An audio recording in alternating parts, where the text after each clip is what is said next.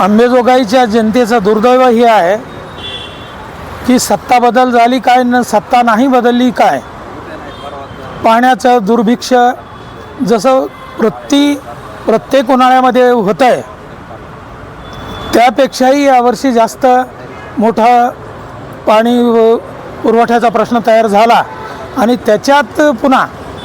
एखाद्या कावीळ झालेल्या माणसाची किंवा स्त्री पुरुषाची किंवा लहान बाळाची लघवी ज्या पद्धतीनं होती आहे अतिशय पिवळी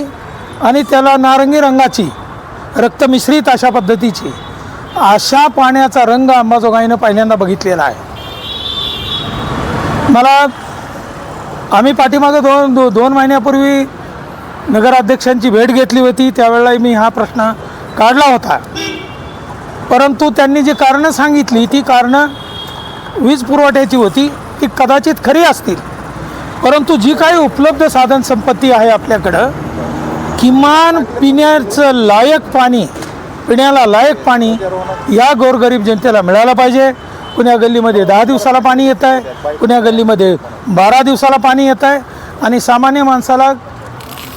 रोज काम केल्याशिवाय भागत नाही म्हणून त्याला 6 वाजता घरून जावं लागतं आहे। सर्वात वाईट परिस्थिती ही कष्टकरी वर्गातल्या वस्त्यांची आहे की जे कष्टकरी वर्ग या अंबेजोगाईमध्ये 24,000पेक्षा जास्त मतदार त्या वस्त्यांमधून येतो आहे, परंतु जसं मगाशी मी म्हणलं की जनरल बॉडीमध्ये जे आम्हाला ऐकायला मिळालं की तुम्ही जे केलं आहे तेच आम्ही करायला वगैरे वगैरे आणि आम्हाला काही मागचं पुढचं काढायला लावू नका,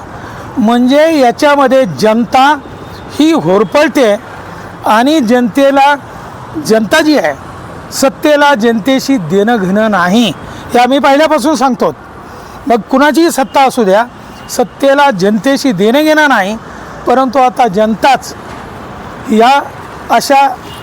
अत्यंत विदीर्ण परिस्थितीमध्ये जिथं दुर्भिक्ष आणि आरोग्य जनतेचं गोरगरिबांचं धोक्यात येऊ लागलेलं आहे, माझं कळकळीचं आव्हान आहे की जे कोणी देशपांडे या ठिकाणी हे मुख्याधिकारी म्हणून आलेले आहेत की हे पाणी जे येऊ लागलेलं आहे अशा पद्धतीचं अतिशय ज्याला आपण म्हणू की अतिशय अशुद्धपेक्षाही जास्त अशुद्ध, ज्याच्यामधून रोगराई निर्माण होऊ शकते, असं पाण्याची काहीतरी व्यवस्था करा आणि किमान 8 दिवसाला 7 दिवसाला पाणी द्या। आता राहिलेत कुठं 8-10 दिवस आणि म्हणून येत्या 10 दिवसात ही परिस्थिती जर सुधारली नाही तर याच्यावरती नगरपालिकेच्या शिवोच्या विरोधात आम्ही मोठं आंदोलन या ठिकाणी केल्याशिवाय राहणार नाहीत आणि त्यांनी ही